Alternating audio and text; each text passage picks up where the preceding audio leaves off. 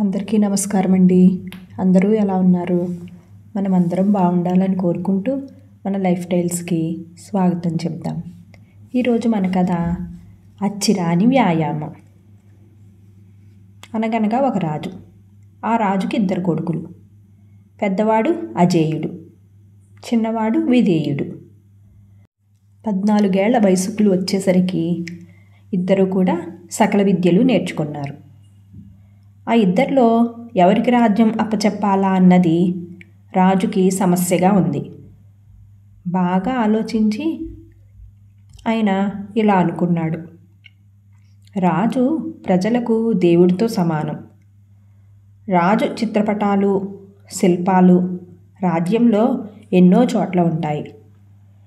చిత్రకారులు, శిల్పులు దేవుడి బొమ్మలను ఎంతో అందంగా తయారు చేస్తాడు. దేవుడు ఊహల్లోంచి పుట్టాడు కాబట్టి వారికి అది సాధ్యమవుతుంది. రాజు నిజంగా అందంగా ఉంటే తప్ప అది సాధ్యపడదు. మగవాడి అందం ముఖంలో కాకుండా శరీర సౌష్ఠవాన్ని బట్టి ఉంటుంది. రాజు తన కొడుకులిద్దరినీ పిలిచి, మీ ఇద్దరిలో ఎవరు చక్కని శరీర సౌష్ఠవం కలిగి ఉంటే వాళ్ళని రాజును చేస్తాను. అందుకు మీకు 2 ఏళ్ల గడువునిస్తున్నాను. దేశ సంచారం చేసి రండి. అయితే మీరు యువరాజులమన్న విషయం ఎక్కడా బయట చెప్పకూడదు అని చెప్పాడు. ఆ దేశంలో జగమల్లుడు అనే గొప్ప జట్టి ఉన్నాడు. ఆయన సంవత్సరానికి ఒక్కడికి మాత్రమే శిష్యుడిగా చేర్చుకుంటాడు. మల్ల విద్యలోని సులువులు నేర్పించటమే కాకుండా శరీర సౌష్ఠవాన్ని కాపాడే రకరకాల వ్యాయామాలు ఆయనకు తెలుసు. తన శిష్యుడికి నేర్పుతాడు. తండ్రి మాట వినగానే అజేయుడు ప్రయాణమే మల్లుడు ఊరికి చేరుకున్నాడు. అదృష్టం కొద్దీ మర్నాడే మల్లుడు శిష్యుడిని ఎన్నుకునే రోజు. అజేయుడు అన్ని పరీక్షల్లోనూ నెగ్గి ఆ మల్లుడికి శిష్యుడయ్యాడు. మల్లుడు అతనికి మల్ల విద్యలో మెలకువలు నేర్పుతూ వ్యాయామ సాధన చేయించుతూ ఉన్నాడు. మొదట్లో అజేయుడికి అది ఇబ్బందిగా ఉంటూ ఉండేది. హాయిగా తిని కూర్చోక ఈ శ్రమ అంతా ఎందుకు పడుతున్నానా అని బాధపడేవాడు. కానీ క్రమంగా శరీరం చెప్పలేనంత అందంగా తయారవుతూ ఉంటే అతడికి ఎంతో ఆనందంగా ఉండేది. తన అన్న మల్లుడి దగ్గర చేరినట్టుగా తెలుసుకున్న విధేయుడు తానిక అటువంటి గురువు దగ్గరకు వెళ్లకుండా తిన్నగా ఒక చిన్న గ్రామం చేరుకున్నాడు. ఆ గ్రామంలో పంటలు సరిగా పండవు. నీటి సదుపాయం లేదు. అక్కడ దరిద్రం విలయతాండవం చేస్తూ ఉంది. విధేయుడు గ్రామాధికారిని కలుసుకున్నాడు. గ్రామంలో అందరూ కలిసి పనిచేస్తే గ్రామం బాగుపడటానికి ఎంతో కాలం పట్టదని ఆయన చెప్పాడు. ఇది విన్న గ్రామాధికారి అతన్ని ఎద్దేవా చేస్తే తాను ఎవరనేది చెప్పేశాడు. అడలిపోయిన గ్రామాధికారి గ్రామస్తులందరినీ ఒక చోట సమావేశపరిచి వారికి విధేయుడిని పరిచయం చేశాడు. విధేయుడు వారికి తన అభిప్రాయాన్ని తెలియజేశాడు. ఈ గ్రామానికి శాపం ఉంది. మా కృషికి ఫలితం ఉండదు అని చెప్పాడు ఒక వృద్ధుడు. ఆ శాపం తొలగిపోయింది కాబట్టే నేను మీ గ్రామానికి వచ్చాను. మీరందరూ కూడా నేను చెప్పినట్లు వినాలి. వినని వారికి శిక్ష పడుతుంది. నా మాట వింటే మీ కృషికి ఫలితం లభించేలాగా చేసే బాధ్యత నాది అన్నాడు విధేయుడు. అతడి మాటలు కొందరికి ఉత్సాహం కలిగించాయి. మరికొందరు భయపడ్డారు. చివరకు అందరూ ఒప్పుకున్నారు, అంగీకారం తెలియజేశారు. గ్రామం అంతా కలిసి ప్రతిరోజు కష్టపడి పనిచేస్తూ ఉండేవారు. ఆ విధంగా బాటలు వేశారు. చెరువులు నూతులు తవ్వించారు.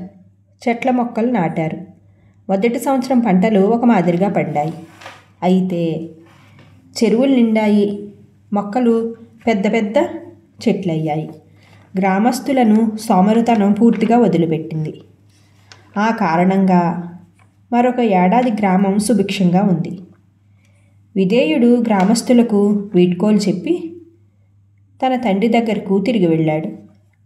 అప్పటికి అజేయుడు రాజధానికి చేరుకొని సంవత్సరమైంది. రాజు ఇద్దరు కొడుకుల్ని పరీక్షించగా శరీర సౌష్ఠవంలో ఒకరికొకరు తీసిపోకుండా ఉన్నారు. కానీ అజేయుడు రవ్వంత మెరుగేమో అని అనిపించింది రాజుకి. ఆయన ఇద్దరి కథలు విన్నాక అజేయుడు కలగచేసుకొని, నేను ఏడాదిలో సాధించిన శరీర సౌష్ఠవాన్ని తమ్ముడు 2 ఏళ్లలో కానీ సాధించలేకపోయాడు. అదీ కాకుండా తను యువరాజు అన్న విషయాన్ని దాచిపెట్టలేదు. అన్ని విధాలా వాడు నాకంటే తక్కువ కాబట్టి నేనే రాజును కావాలి అన్నాడు అజేయుడు. అందుకు రాజు నవ్వి, రాజ్యం అంటే మట్టి కాదు, మనుషులు. రాజు ఆ మనుషుల బాగు కోసం శ్రమించాలి. తానేం చేసినా తన కోసం కాకుండా 10 మందికి ప్రయోజనం కలగాలి. నువ్వు వ్యాయామం చేసి నీ శరీరాన్ని ఎంతో శ్రమ పెట్టావు. అది నీ శరీరానికి మాత్రమే ఆనందాన్నిస్తుంది. విధేయుడు తన శరీరాన్ని శ్రమ పెడితే అందువల్ల ఒక గ్రామం బాగుపడింది. నువ్వు నీ తండ్రిగా నేను చెప్పిన మాట వినటం వల్ల నాకొక్కడికే మాత్రమే సంతోషం కలిగింది. అదే విధేయుడు నా మాట వినకుండా తను యువరాజునని చెప్పిన ఉండటం వలన ఒక గ్రామానికి సుఖ సంతోషాలు కలిగాయి. వయసులో నీకంటే చిన్నే అయినా దేశానికి రాజు కాదగ్గ లక్షణాలు విధేయుడిలో ఉన్నాయి. ఇప్పుడు తండ్రిగా రాజుగా నా మాటను ఎలా అయితే గౌరవిస్తున్నావో అదేవిధంగా విధేయుడు రాజైనాక నువ్వు సేనాపతివై మన దేశం మరింత అభివృద్ధిని సాధించాలి అని కోరుకుంటున్నాను అని చెప్పాడు రాజు. అప్పటికి అజేయుడికి తండ్రి పెట్టిన పరీక్షలోని అసలు ఆంతర్యం ఏమిటో అర్థమైంది. తన ఆలోచనలు తప్పుదారిలో నడిచినందుకు సిగ్గుపడి తల వంచుకుని ఆ తర్వాత తండ్రి చెప్పినట్లుగానే చేశాడు. కథ సుఖాంతం. Thank you for watching guys. Friends, మన కథను లైక్ చేయండి. మీ సలహాలు సూచనలు కామెంట్ చేయండి. ఇంకా ఇలాంటి మరెన్నో మంచి కథల కోసం మన ఛానల్లోకి వెళ్ళి చూడండి. Thank you.